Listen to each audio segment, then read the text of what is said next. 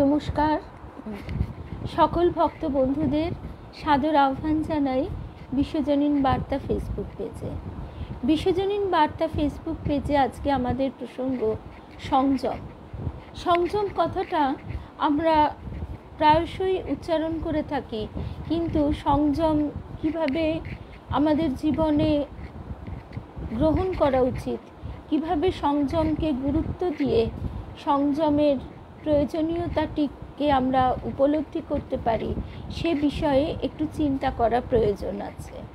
তাই আজকে আমরা স্বামী পূর্ণাত্মানন্দজি মহারাজের শ্রীরামকৃষ্ণের অষ্টাঙ্গিক মার্গ, সেই বইটি থেকে সংযম বিষয়ে কিছু কথা শুনব।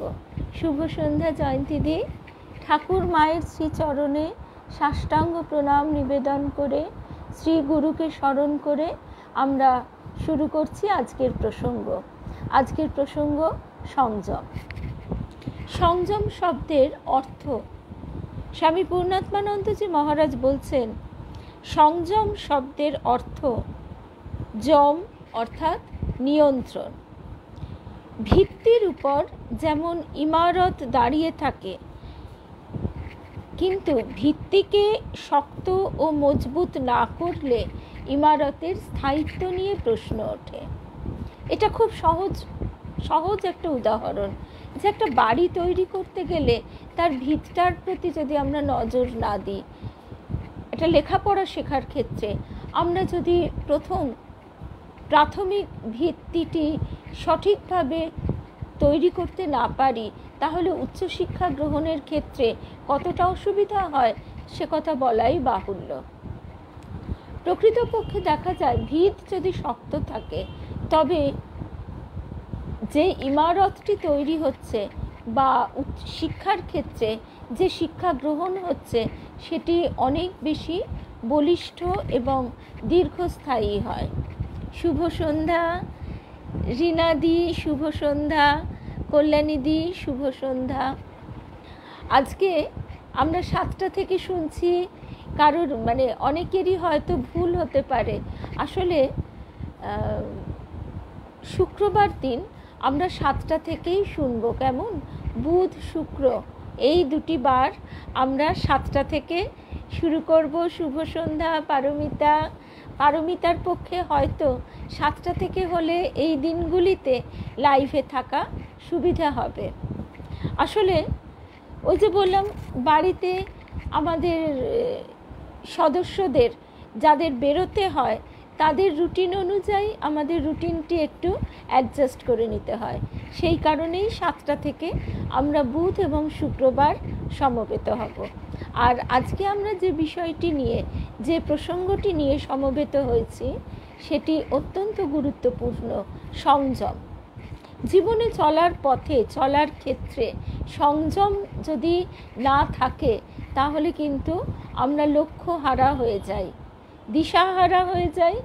উপরন্তু আমাদের নানা রকমের অসুবিধা, বিপদ, মোহ ইত্যাদির সম্মুখীন হতে হয়। শুভ সন্ধ্যা রূপা। শ্রী এমন করে বলেছ, কি আর বলবো, যে শ্রী বলে ডাকি তাই তার কত ভালো লাগে। জয়শ্রী, কাবেরী, শুভ সন্ধ্যা। শুভ সন্ধ্যা কল্যাণীদি। আচ্ছা, তারপরে আমরা যে কথাটি শুনছিলাম সেই কথায় আসি। শুধু বাহ্য সংযম নয়, সংযম অন্তরে ও বাইরে, কায়িক, বাচিক, মানসিক, আত্মিক সংযম। কায়িক সংযম কি? আমাদের অধিক বিলাস ব্যসন, অধিক বিশ্রাম, অধিক আহার ইত্যাদি যা কিছু, সেগুলি কখনোই শুভপ্রদ নয়। সেই কারণে আমাদের এসব ক্ষেত্রে কায়িক সংযমের কথা মনে হয়। বাচিক সংযম, বাক সংযমের কথা তো সর্বত্র সর্বতোভাবে বলা হয়। উপরন্তু বাচিক সংযম, সেক্ষেত্রে নীরবতার প্রথম পাঠ হচ্ছে বাচিক সংযম। কম কথা বলা, সুচিন্তিত কথা বলা ইত্যাদি, এবং ক্রমশ সেই কথার যে প্রবাহ অন্তরে চলে, মুখে আমরা স্তব্ধ হলেও অন্তরে যে বাক্যের নিরন্তর প্রবাহ তাকেও সংযত করা।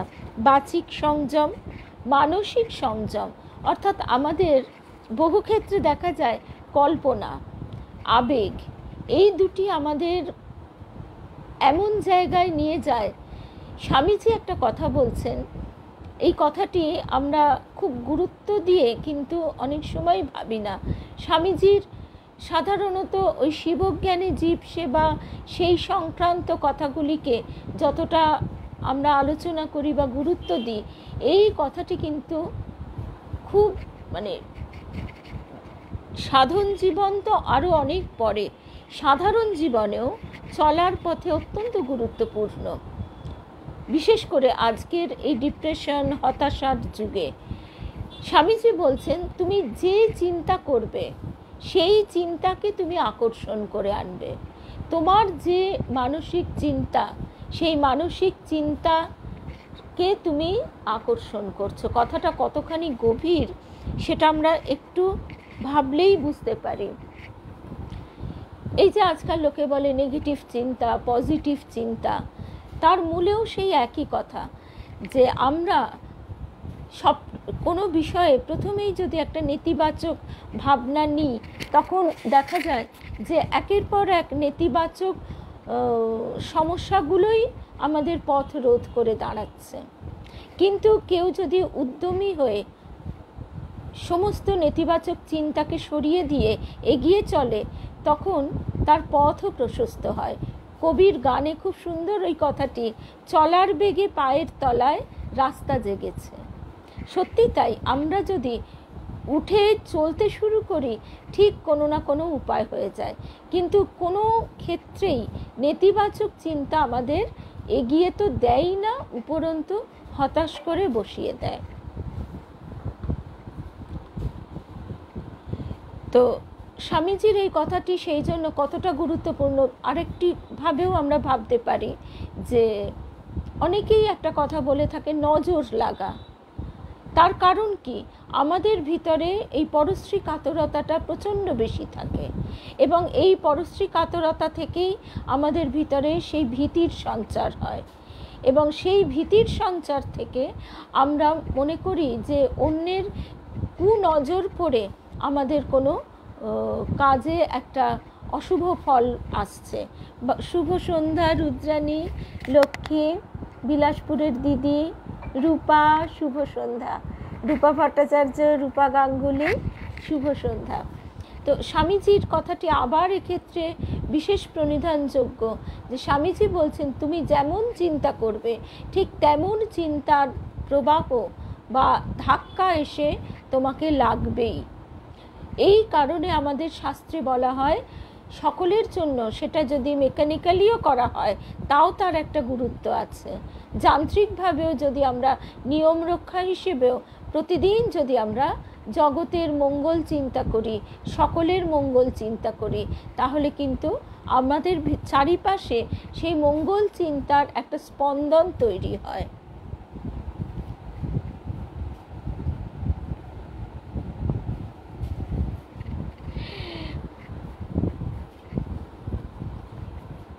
এইবারই একদম স্তব্ধ হয়ে যেতে হয়, তাই না? কেননা ভালোবাসার কোনো ভাষা থাকে না, সেটা আমরা ওই নীরবতার মধ্যেই অনুভব করতে পারি।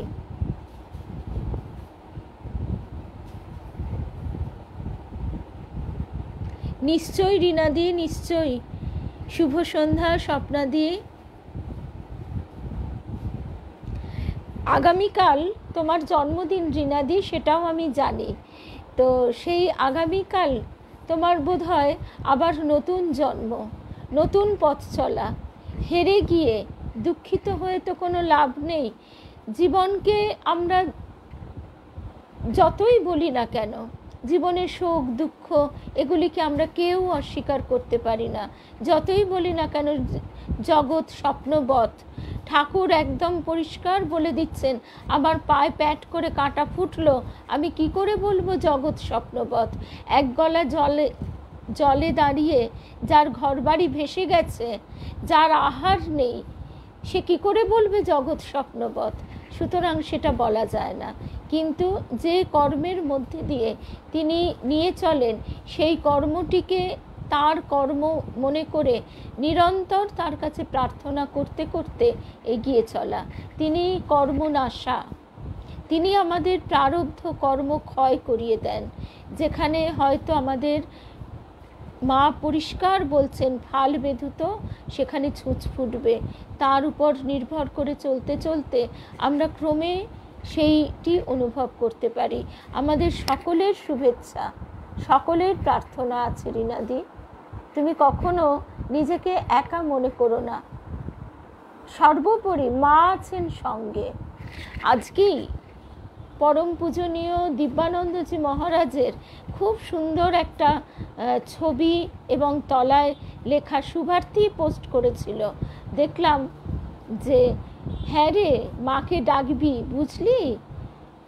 মহারাজজি বলছেন মা আছেন, মা দেখা দেন। মা কখন কাকে কিভাবে দেখা দেবেন, কোন রূপে দেখা দেবেন, সে কথা আমরা জানি না। কোন রূপে কথাটা এই জন্যই বললাম, স্বামী শুভদানন্দজি মহারাজের অদ্ভুত একটা ঘটনা। আজকে প্রথমে ভেবেছিলাম স্বামী শুভদানন্দজি খোকা মহারাজের ওই প্রসঙ্গটি নিয়েই আমরা শুনব, কিন্তু বইটা এই মুহূর্তে আমি খুঁজে পাচ্ছি না। আর কোন পাতা ইত্যাদি ইত্যাদি খুঁজে বের করে পড়াটা একটু সময় সাপেক্ষ ব্যাপার। অবশ্যই শনিবার দিন আমরা কথামৃত শোনবার পর এই বিষয়টি শুনব, কারণ ঠাকুর যে কখন কাকে কী রূপে দেখা দেন এটা ভীষণ সত্য। সেটা আমরা বুঝতে পারি না, কারণ যা কিছু দেখছি সবই তিনি। কথাটা কথামৃতে আমরা যখন পাই স্বামীজি, তখন নরেন্দ্রনাথ হো হো করে হাসছেন, তাহলে ঘটি বাটি সবই ঈশ্বর। ঠাকুর বলছেন হ্যাঁ রে, সবই ঈশ্বর, জগৎ তারই প্রকাশ। এটুকু আমরা অনুভব করবার চেষ্টা করতে পারি, এখনো অনুভব করতে পারি না। সেই কারণে তিনি স্বামী শুভদানন্দজি মহারাজকে কুসুম বলে একটি মেয়ের রূপ ধরে দেখা দিয়েছিলেন। এবং যখন আজকে আমার জায়গাটা একটু সরে গেছে, অন্য হয়ে গেছে, কেননা আমার ওপরের ওই লাইটটা আজকে খোলা হয়েছে, সেই কারণে ওখানটায় বসলে আমার আলোটা কম হবে, তাই এইখানটায় বসেছি। এমনিতে সাধারণভাবে সকালে পাঠ করলে এই জায়গাটাতেই বসি, আলোটা বেশি পাওয়া যায় জানলা থেকে। আজকে টিউবলাইটের আলোটাও সেই জন্য বেশি পাচ্ছি। তা যে কথায় আমরা ছিলাম, সেই কুসুম নামে মেয়েটির রূপে স্বামী শুভদানন্দজিকে ঠাকুর দেখা দিয়েছিলেন। এবং ঠাকুর স্বয়ং মানে কুসুম মেয়েটির রূপে যে দেখা দিয়েছেন এ কথা বলছেন, তখন শুভদানন্দজি মহারাজ জিজ্ঞাসা করছেন তাহলে আপনি স্বরূপে দেখা দিলেন না কেন? তখন ঠাকুর বলছেন যে তুমি তার কথা ভাবছিলে, তুমি আমাকে চিনতে পারতে না। এরকম অদ্ভুত সেই ঘটনাটা ওইভাবে বলা ঠিক নয়। ঘটনাটা আমি শনিবার দিন অবশ্যই সবাই মিলে একসঙ্গে আগামীকাল শুনব। এর কিছুটা অংশ ফেসবুকে এর আগেও প্রকাশ হয়েছে, আমিও শেয়ার করেছি, কিন্তু এই বইটা আমাকে শ্রাবণী দিয়েছিল, আমাদের গুড়াপের শ্রাবণ। সেখান থেকে বিস্তারিতভাবে আগামীকাল তাহলে শুনব। শুভ সন্ধ্যা, শুভ্রাদি। তা এই যে কথায় আমরা ছিলাম যে মানসিক সংযম, তো মানসিক সংযম এই কারণেই বিশেষ প্রয়োজন। আমরা যদি কল্পনা ইত্যাদির রাশ আলগা করে দিই, আবেগ, আমাদের দেবীমা সব সময় আমাকে বিশেষ করে এই কথাটি বলতেন, আগেও পাঠে বলেছি যে আবেগ নিয়ে চললে হবে না। তাহলে কি আমরা হিসেবই হব? না, আবেগের বিপরীত শব্দ হিসেবই নয়। আবেগের বিপরীত শব্দ হচ্ছে যুক্তি বুদ্ধি বিচার করে চলা, যুক্তি বিচারশীল হওয়া, সৎ অসৎ বিচার করে চলা।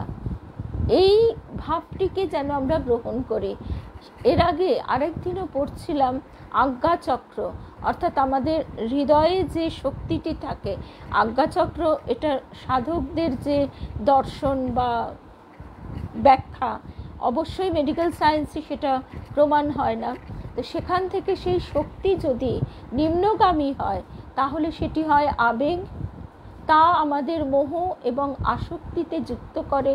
আর সেই শক্তি যদি ঊর্ধ্বমুখী হয় তবে তাকে বলে ভক্তি।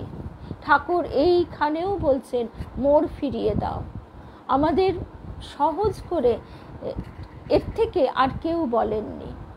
আমাদের যা কিছু আমরা হয়তো এত শাস্ত্র ব্যাখ্যা ভিতরে যদি যাই তাহলে মূল জিনিসটা আমরা নিতে পারি না। তাই ঠাকুর বলছেন মোড় ফিরিয়ে দাও। যে আবেগ আমার আগে জগতের প্রতি ছিল, সাধারণ মানুষ, বন্ধু বান্ধব, সেই আবেগকে আমি তার চরণে নিবেদন করি যেন। সেই জন্য মানসিক সংযম ভীষণ প্রয়োজন। তারপর হচ্ছে আত্মিক সংযম, অর্থাৎ নিজেকে জানা, আত্মানং বিদ্ধি, এটাই তো আমাদের মানব জীবনের উদ্দেশ্য। সেই নিজেকে জানবার প্রচেষ্টার জন্য আমাদের মনকে একীভূত লক্ষ্যে স্থির করা। তার প্রথম স্টেপ হচ্ছে সংযম। সংযম বা ত্যাগ ভিন্ন সৎ জীবনযাপন অসম্ভব, ঠাকুর শ্রী রামকৃষ্ণ বারবার বলতেন। শুভ সন্ধ্যা মিনুদি, শ্রেয়া, শুভ্রাদি, শুভ সন্ধ্যা। সংযম শব্দের অর্থ সম্যক রূপে যম, অর্থাৎ নিয়ন্ত্রণ। সংযম মানুষের অমূল্য সম্পদ। বেদান্তের মতে সংযম মোক্ষ লাভের অন্যতম প্রধান সাধন। সংযমের মাধ্যমে চিত্তকে মার্জিত না করলে সাধন পথে অগ্রগতি অসম্ভব। চিত্ত যদি শুদ্ধ না হয় তাহলে সিদ্ধি লাভ সুদূর পরাহত। বেদান্ত মতে সংযম বলতে বোঝায় সৎ সম্পদ। কি অদ্ভুত ব্যাপার! সম্পদ বলতে আমরা গাড়ি, বাড়ি, ধন দৌলত ইত্যাদি বুঝে থাকি, কিন্তু প্রকৃত সম্পদ হচ্ছে এই ছয়টি: সম, দম, উপরতি, তিতিক্ষা, সমাধান এবং শ্রদ্ধা। সম কথার অর্থ হচ্ছে অন্তরিন্দ্রিয়ের নিয়ন্ত্রণ। আমাদের এই যে কাম, ক্রোধ, লোভ, মোহ, মদ, মাৎসর্য, এইগুলো নিয়েই তো আমাদের মন সর্বক্ষণ আমাদের নাচাচ্ছে, এর নিয়ন্ত্রণ। তারপর হচ্ছে দম, অর্থাৎ বহিরিন্দ্রিয়ের নিয়ন্ত্রণ। বহিরিন্দ্রিয় চক্ষু, কর্ণ, নাসিকা, জিহ্বা, ত্বক, এইগুলিকে নিয়ন্ত্রণ করা, অর্থাৎ প্রথম প্রাথমিক স্তরে কুকথা না শোনা, পরনিন্দা পরচর্চা না করা, কুদৃশ্য না দেখা। অনেক সময় কুদৃশ্য বলতে অনেক কিছু বোঝায়, যেমন অনেকে সেটা পাচ্ছে না কিন্তু তার ছবি দেখে সেটাকে ইন্দ্রিয় দ্বারা উপভোগ করবার মতন একটা মানসিক ভাব বিলাসের মধ্যে সে রয়েছে। যেমন কেউ খেতে পাচ্ছে না, সে খাবার জিনিস দেখছে। এ কথা আমি 2-3 জনের মুখে শুনেছি যে যখন খেতে পাইনি বা আমার কাছে নিজের ইচ্ছা মতো খাওয়ার টাকা পয়সা ছিল না, তখন আমি খাওয়ার জিনিসের ছবি দেখে মন ভরাতাম। আমার এক আমার ছেলের এক বন্ধু, ছেলের বন্ধুটি বলছে, সে মানে আমাকে না, ছেলেকে বলছে, ছেলের কাছে আমি শুনছি যে সে এখন ডায়েট করছে।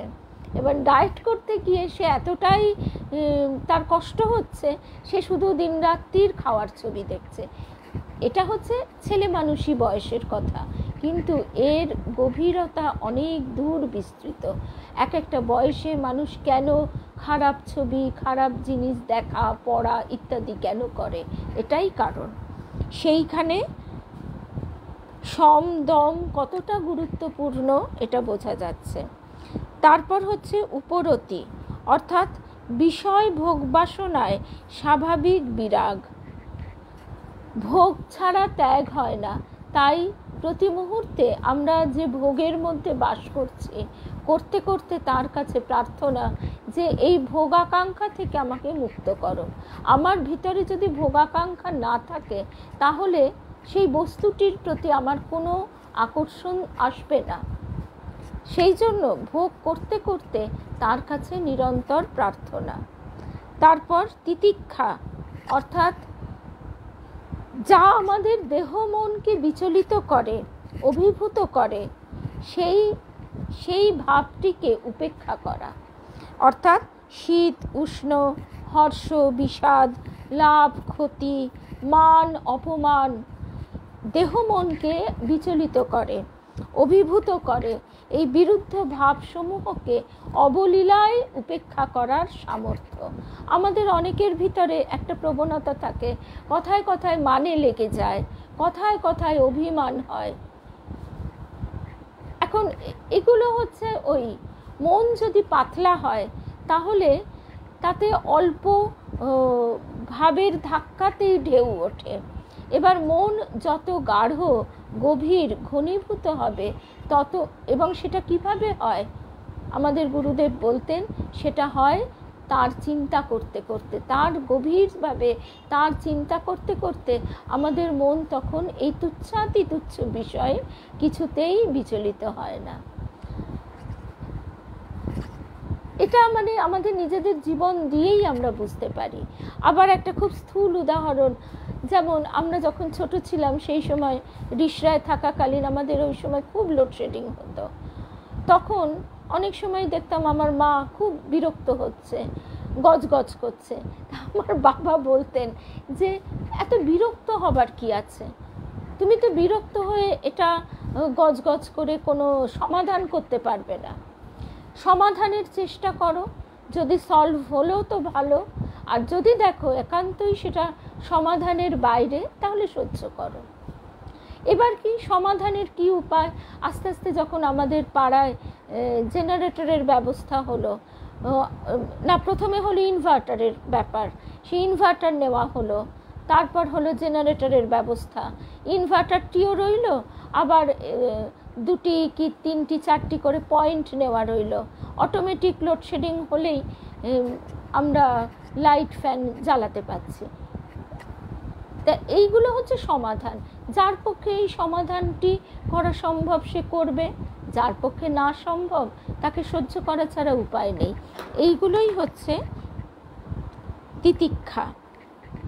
তারপর হচ্ছে সমাধান, অর্থাৎ ইন্দ্রিয় বিষয় থেকে সম্পূর্ণ উপরত মনকে, আমরা সবাই ইন্দ্রিয় বিষয় থেকে মনকে তো তুলতে পারি না, অসহ্য বোধ হয় আমাদের।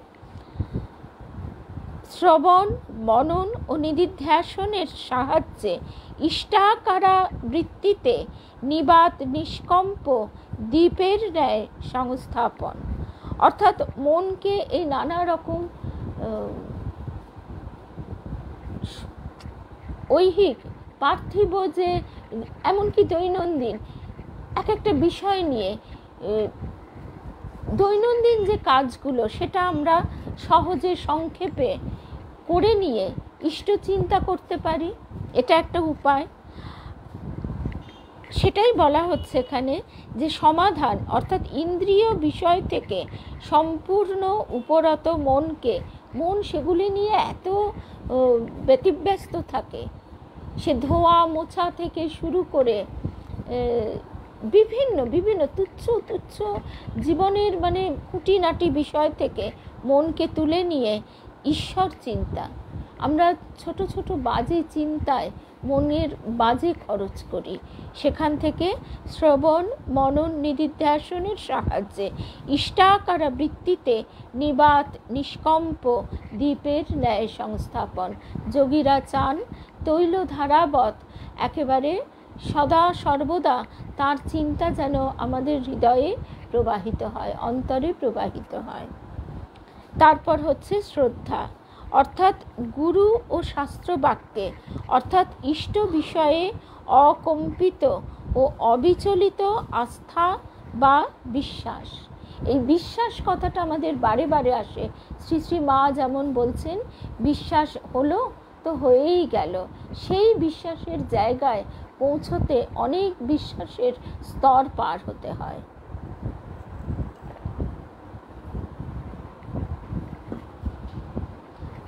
গুরু বাক্যে বিশ্বাস, গুরুদেব যেটা বলে দিয়েছেন আপাত দৃষ্টিতে সেটা হয়তো খুব একটা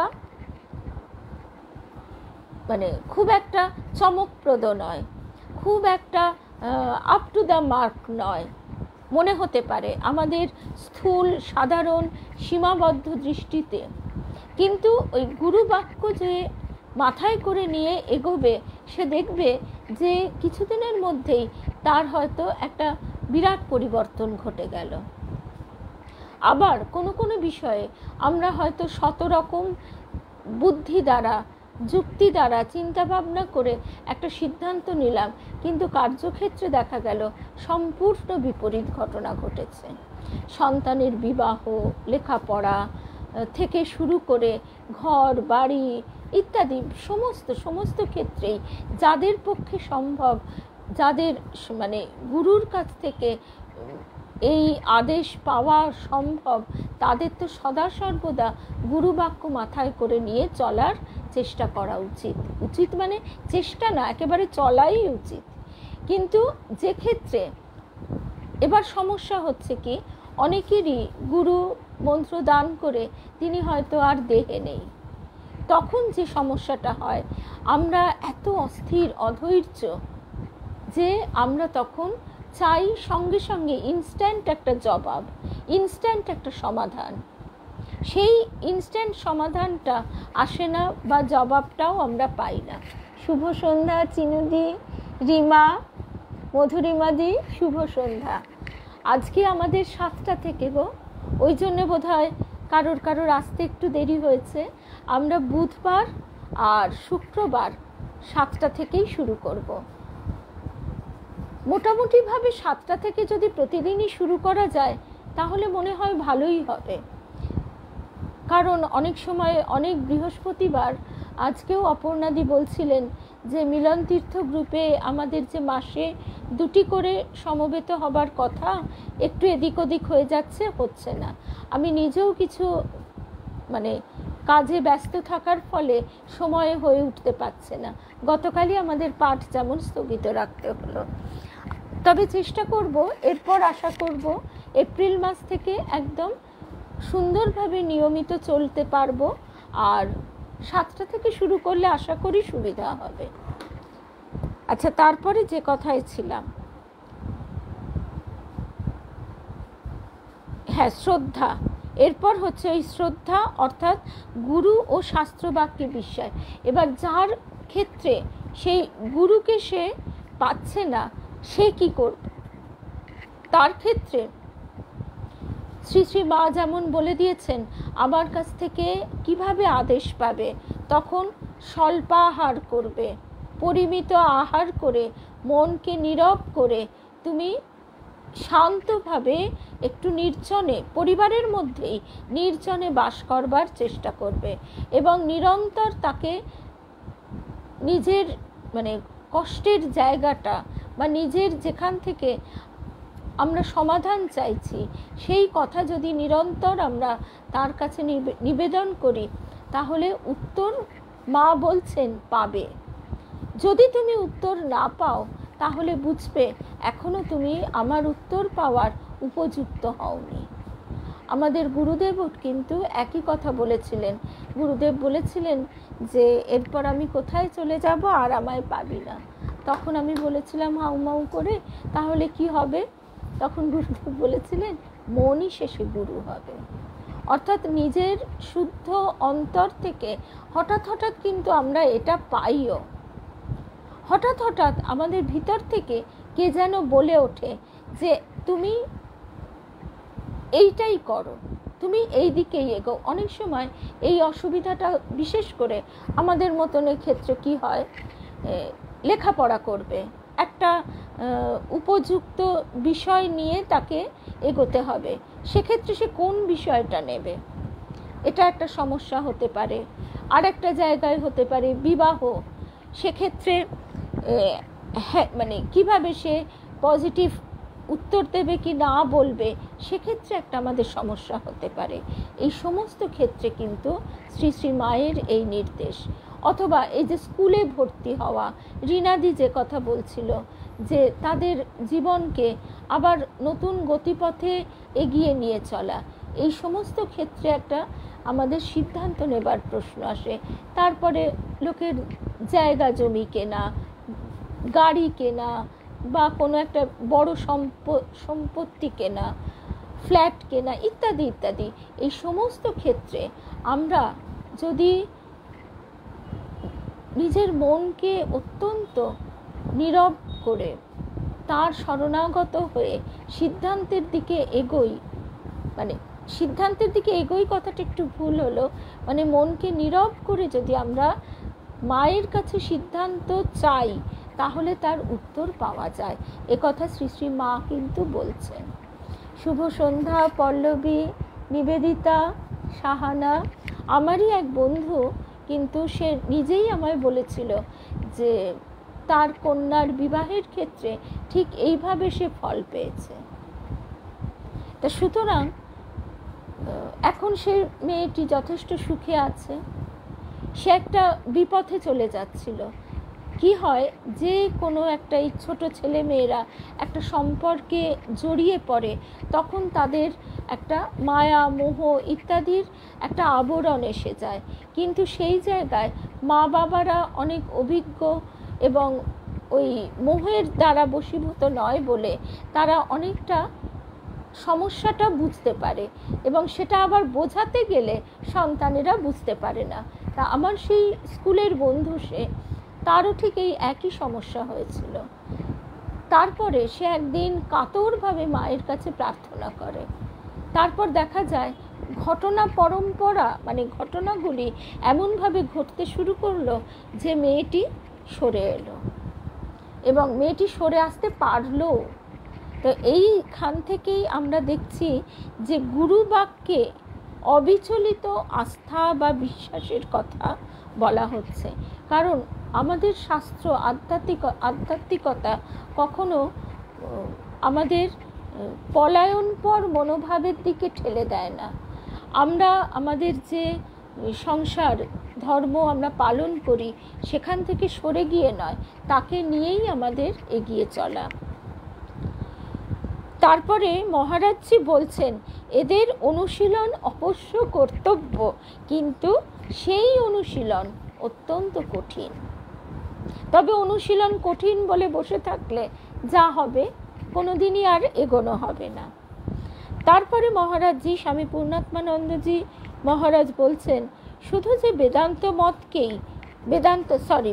মতেই সংযমকে এত বড় মর্যাদা দেওয়া হয়েছে তা নয়। যোগ মত বা রাজযোগ মতেও সংযমের স্থান সর্বাপেক্ষা গুরুত্বপূর্ণ, বা বলা যায় ভিত্তি। সংযম কেন্দ্রিক রাজযোগ হচ্ছে সংযম কেন্দ্রিক। এই সংযম কিছুটা শরীর সংযম বিষয়ক, কিন্তু অধিকাংশই মনঃসংযম বিষয়ক। স্বামী বিবেকানন্দ রাজযোগের অবতরণিকায় বলছেন, মন শরীরের সঙ্গে অত্যন্ত ঘনিষ্ঠভাবে সম্বন্ধযুক্ত।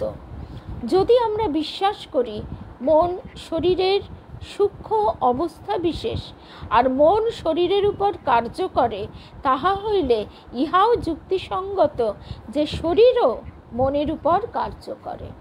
শুভ সন্ধ্যা অমিতা। এটা তো আমরা নিজেরাই বুঝতে পারি, শরীর এবং মন কীরকম অঙ্গাঙ্গি জড়িত। আমাদের মনের জোর থাকলে আমরা অনেক সময় শরীরের অনেক অসুবিধাকে জয় করতে পারি। আবার দেখা যায় যে মানুষটা হয়তো শারীরিকভাবে সেরকম অসুস্থই নয়, কিন্তু সে নিজেকে অসুস্থ ভাবতে ভাবতে সে অসুস্থ বোধ করছে। আবার শরীর যদি ভালো না থাকে, তখন কি হয়, আমাদের মনের তারটাও যেন ঢিলে হয়ে যায়। তখন মনে একটা বিষাদ, হতাশা, ভয় ভাব ইত্যাদি আসতে থাকে।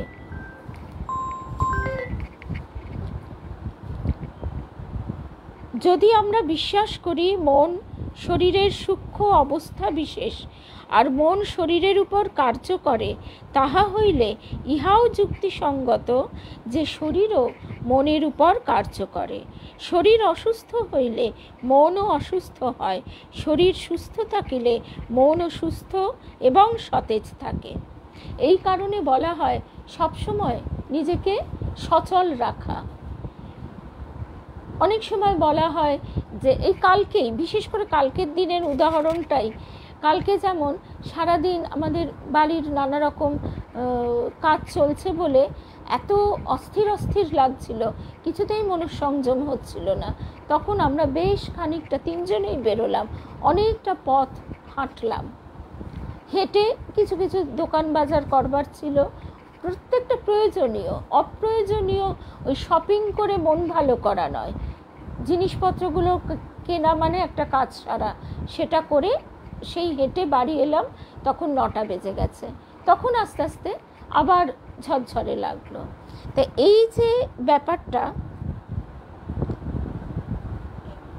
শরীর অসুস্থ হলে মনও অসুস্থ হয়, শরীর সুস্থ থাকলে মনও সুস্থ ও সতেজ থাকে, এটা আমরা সবাই বুঝতে পারি।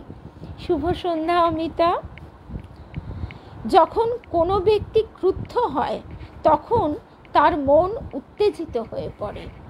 অনুরূপভাবে মন চঞ্চল হলে শরীরও অস্থির হয়ে পড়ে। অধিকাংশ লোকেরই মন বিশেষভাবে শরীরের অধীন, কারণ তাদের মন অল্প, অতি অল্প বিকশিত। এই আর একটা কথা, অধিকাংশ মানুষের মন বিশেষভাবে শরীরের অধীন, তাদের মন অতি অল্প বিকশিত। এক্ষেত্রেও আমি আমার একেবারে ঘরের লোকের উদাহরণ দেব। আমার বাবাকে আমি দেখেছি, আমার ছোট পিসিকে দেখেছি। আমার ছোট পিসি গ্লোকোমায় অন্ধ হয়ে যায়। সে, তার বয়স মানে তখন 72, 73, এই বয়সগুলো 74, 75 বছর বয়সে তার দেহ চলে যায়। এই যে বছর 3-4 একেবারেই তার পুরো অন্ধকারই বলা চলে। সেই সময় সে কখনো সুরে কখনো বেসুরে চিৎকার করে গলা ছেড়ে রবীন্দ্রসঙ্গীত গাইত। সেটাই তার উপজীব্য, বেঁচে থাকার রসদ। হ্যাঁ, এই তারপর আমার বাবাকে দেখেছি। আমার বাবা এক কঠিন মানে পরিস্থিতি সামাল দিয়েছে শুধুমাত্র মনের জোরে। এগুলি আমার কাছে অন্তত পক্ষে অত্যন্ত শিক্ষণীয়। তা সেই জন্য মনের জোরটা সবসময় বেশি রাখা দরকার। সব সময় মনের জোর আমাদের অনেক শারীরিক অক্ষমতা, প্রতিবন্ধকতাকে কিন্তু জয় করিয়ে দেয়। অধিকাংশ মানুষ, স্বামীজি বলছেন, পশু হইতে অতি অল্পই উন্নত। অধিকাংশ মানুষ পশু হইতে অতি অল্পই উন্নত। তার মানে হচ্ছে পশুরা হচ্ছে প্রকৃতির অধীন। ঠাকুর বলছেন না, মানুষ কি কম গা, সে ঈশ্বরকে, অনন্তকে চিন্তা করতে পারে, পশু পারে না। পশু তার কতকগুলি প্রাকৃতিক নিয়মের মধ্যেই সে বদ্ধ। তার মধ্যে যেটুকু প্রভু ভক্তি বা যেটুকু যা দেখা যায়, সে তার মানে অত্যন্ত সামান্য বিকাশ ঘটেছে। কিন্তু মানুষের সেই বিকাশ যদি মানুষ ঘটাতে পারে, তাহলে সেটা যে কোন পর্যায়ে যায় তার কোনো সীমা পরিসীমা নেই। তাই স্বামীজি বলছেন, অধিকাংশ মানুষ পশু হইতে অতি অল্পই উন্নত। অর্থাৎ তার ভিতরে এই ষড়রিপু একেবারে উদ্দামভাবে রাজ করছে, তারই রাজত্ব মনের ভিতর। মনের যেন তারাই প্রভু, মন তাদের দ্বারা সর্বদা লাফালাফি করছে। শুধু তাই নয়, অনেক স্থলে ইতর প্রাণী অপেক্ষা তাদের সংযম শক্তি বড় বেশি নয়। শুধু বড় বেশি নয় বললেই শেষ হয় না, বলতে হয় ইতর প্রাণী অপেক্ষা তাদের মনের অবস্থা আরও আরও নীচ। তো এখান থেকে আমরা নিশ্চয়ই অনেক উদাহরণ তো নিজেদেরই মনের ভেতরে এসে যাচ্ছে, যে অনেক সময় আমরা বলি যে তার তার অন্যায় অপরাধকে আমরা কি করে পশুর সঙ্গে তুলনা করব? পশুরাও এত অন্যায় অপরাধ জঘন্য কাজ করতে পারে না। এ কথা তো আমরা হামেশাই বলে থাকি। মনের উপর আমাদের কোনো কর্তৃত্বই নাই। মনের উপর এই ক্ষমতা লাভের জন্য শরীর ও মনকে বশীভূত করবার জন্য আমাদের কতকগুলি সাধনের প্রয়োজন। সাধন অপেক্ষাও বলা ভালো কতকগুলি অনুশীলনের প্রয়োজন। সাধন তো তার পরের কথা। শরীর যখন সম্পূর্ণরূপে আয়ত্ত হবে,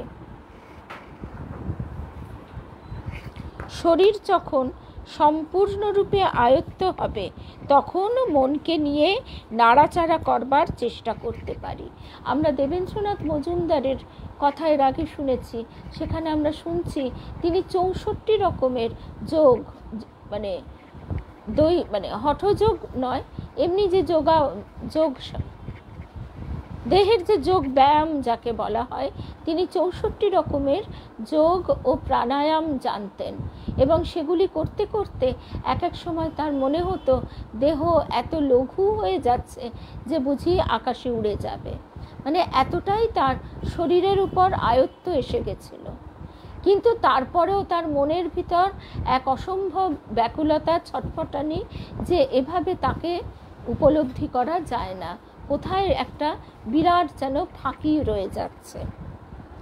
সেই জন্য স্বামীজি বলছেন, শরীর যখন সম্পূর্ণরূপে আয়ত্ত হবে তখন মনকে নিয়ে নাড়াচাড়া করবার চেষ্টা করতে পারি। এই রূপে মনকে আমাদের আয়ত্তে আনতে পারবো, ইচ্ছা মতো একে দিয়ে কাজ করাতে পারবো এবং মনের শক্তিগুলি একাগ্র করতে পারবো। যিনি এই আভ্যন্তরীণ শক্তিগুলি আবিষ্কার করে ইচ্ছা মতো এদেরকে পরিচালিত করতে শিখিয়েছেন, সমগ্র প্রকৃতি তার নিয়ন্ত্রণের অধীন।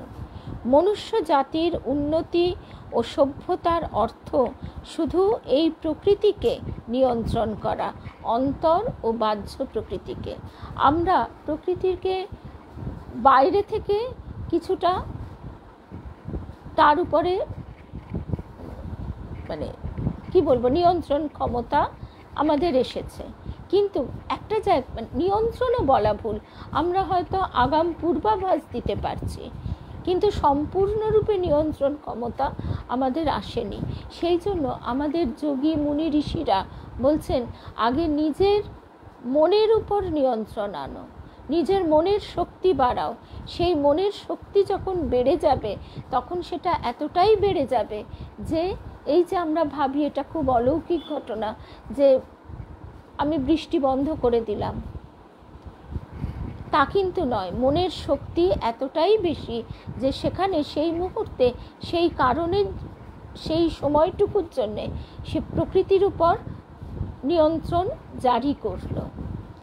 কিন্তু সচরাচর যারা এই শক্তি লাভ করেন তারা কখনোই প্রকৃতির রাজ্যে এমন হঠকারিতা করেন না, অতি বিশেষ ক্ষেত্র ছাড়া।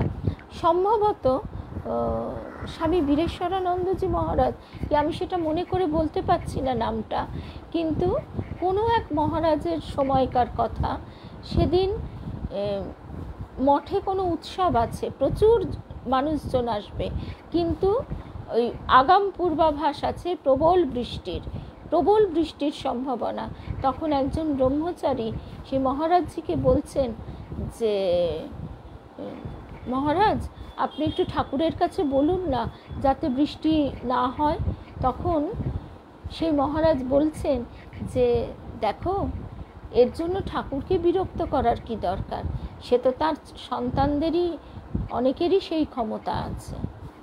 এটা শুনলে আমাদের অলৌকিক মনে হবে, আদতে কিন্তু তা নয়।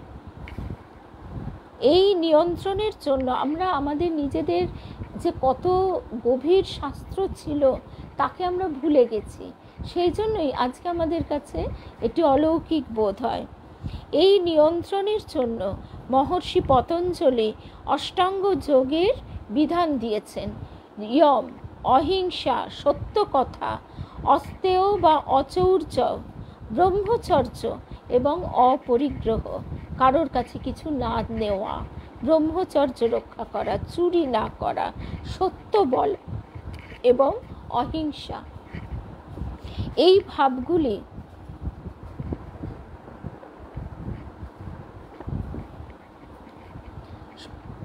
যত তাড়াতাড়ি সম্ভব আমাদের ভিতরে এগুলি নিয়ে এসে প্র্যাকটিস করা উচিত। তারপর হচ্ছে নিয়ম। নিয়ম অর্থাৎ শৌচ, পরিচ্ছন্নতা, সন্তোষ, সবেতেই একটা সন্তুষ্ট থাকা। যে এটাই শ্রী শ্রী রাম ঠাকুরের কথায় আমরা ভীষণভাবে এই সন্তোষের কথাটা পাই।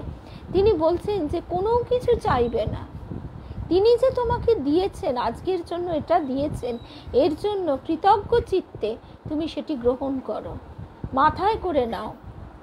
তারপর তপস্যা, স্বাধ্যায় এবং ঈশ্বর প্রণিধান অর্থাৎ ঈশ্বরের চিন্তা, স্মরণ, পূজা ইত্যাদি।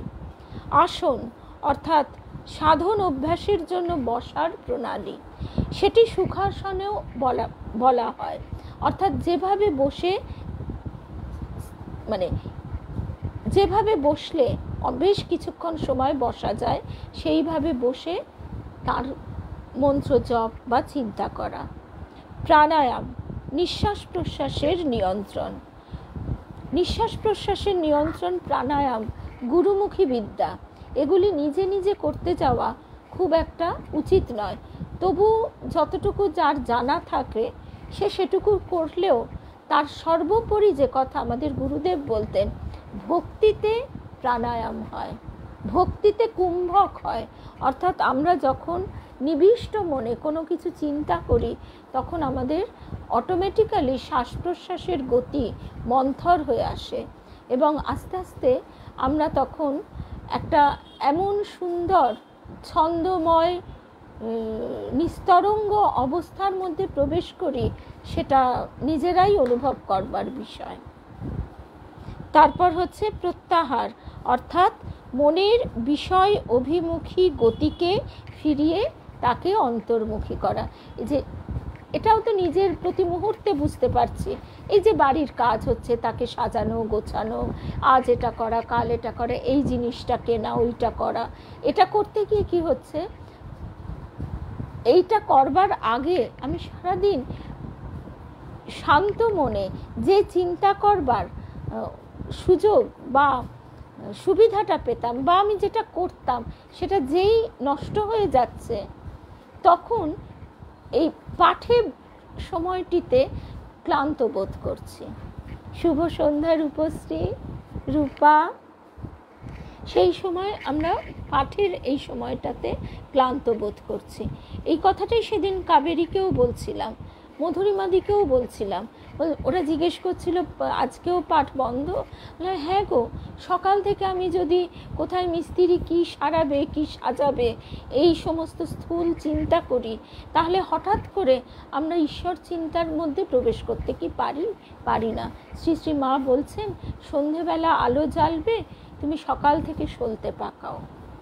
এই যে শান্তভাবে আমাদের যার যতটা সময় তিনি কৃপা করে দিয়েছেন, সেই সময়টিকে আমরা নিস্তরঙ্গ শান্তভাবে তার চরণে নিবেদন করতে চেষ্টাটা ভীষণভাবে করবার কথা বলা হচ্ছে। প্রত্যাহার, এটিরই নাম প্রত্যাহার। মনের বিষয় অভিমুখী গতিকে ফিরিয়ে তাকে অন্তর্মুখী করা।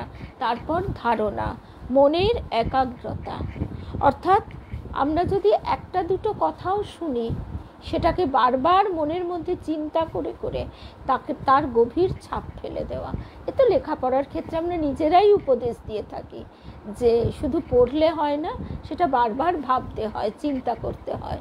তো সেখানে এই সূক্ষ্ম চিন্তার ক্ষেত্রে সেটা আরও অধিক প্রযোজ্য। তারপর ধ্যান হচ্ছে ধারণার বা একাগ্রতার গভীরতর স্তর, আর শেষ হচ্ছে সমাধি, ধ্যানের গভীরতম অবস্থা। এগুলি আমাদের এখন একেবারে নাগালের বাইরে। আমরা ওই ধারণা অবধি চেষ্টা করতে করতে কিছুক্ষণের জন্য ধ্যানে পৌঁছতে পারি। আজকে আমরা এইভাবে মনের যে নানান রকম কাজকাণ্ড কারখানা, তার ছলনা এবং তাকে কিভাবে বাঘ মানানো যায়, এই সমস্ত আলোচনা শুনলাম শ্রী রামকৃষ্ণের অষ্টাঙ্গিক মার্গ স্বামী পূর্ণাত্মানন্দজি মহারাজের বইটি থেকে। এই বইটি খুব ছোট্ট একটা বই, কিন্তু এর মধ্যে যে কি অমূল্য সম্পদ আছে তা বলার নয়। সকলকেই বলবো এই বইটি কিনে বারবার পড়তে। আমরা তো কেউ শ্রুতিধর নই যে একবার শুনলে বা পড়লে মনে থাকে, তাই বারবার পড়তে পড়তে তখন এটা আমাদের একটা আস্তে আস্তে ভেতরে প্রবেশ করে যায়। তাহলে আজকে আমরা এখানেই শেষ করছি। জয় রামকৃষ্ণ। আগামীকাল শনিবার, আগামীকাল আমাদের স্বামীজির অনুধ্যান এই পর্বটি হবে না। আমরা 8টায় সমবেত হব, 8টা থেকে আমরা কথামৃত অনুধ্যান শুনব। আর তারপর আমি এখনই বইটা বার করে রাখছি, স্বামী শুভদানন্দজি মহারাজের ওই বিশেষ অংশটুকু সবাই শুনব। ঠাকুর কখন কী রূপে কাকে কিভাবে দেখা দেয় আমরা ভাবতেও পারি না। জয় রামকৃষ্ণ।